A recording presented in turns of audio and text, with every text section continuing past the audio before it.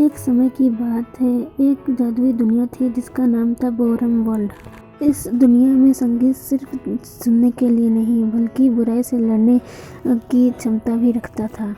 इस दुनिया की रक्षा बीटीएस के साथ योद्धा करते थे।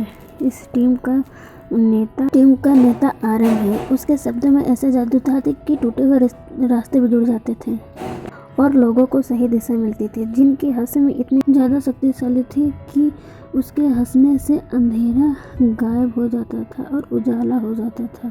सुगा अपने संगीत से लोगों के दुख और दर्द को दूर करता था।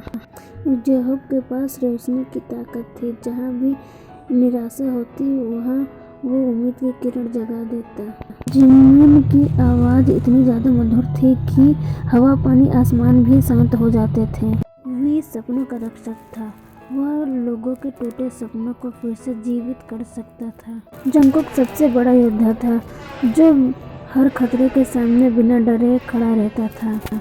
एक दिन उस दुनिया पर काला अंधेरा छाने लगा। सब कुछ खत्म होने लगा। तभी आर्मी का प्यार और भरोसा सातों तक पहुंचा। आर्मी के प्रेयर से उनकी ताकत कई गुना बढ़ गई और बीटीएस ने साथ में मिलकर एक सॉन्ग बनाया और फिर से अपने दुनिया को बचा लिया। अगर आपको इस स्टोरी के आगे के पार्ट चाहिए तो कमेंट में बताना। ओके। अब कहीं भी लड़ाई नहीं हो रही थी लेकिन हवा कुछ शांत सी थी।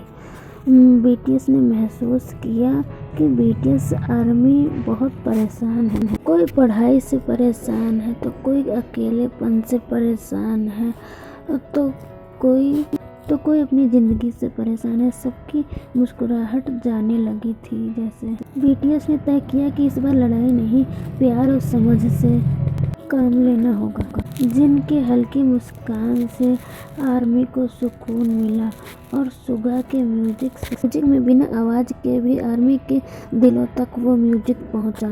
जेहोब के रोशनी ने अंधे मन को थोड़ा शांत किया। जिमिन ने नर्म आवाज में कहा, आर्मी तुम ठीक हो, तुम बस थके हुए हो। वी ने आर्मी के टूटे सपने को सहलाया।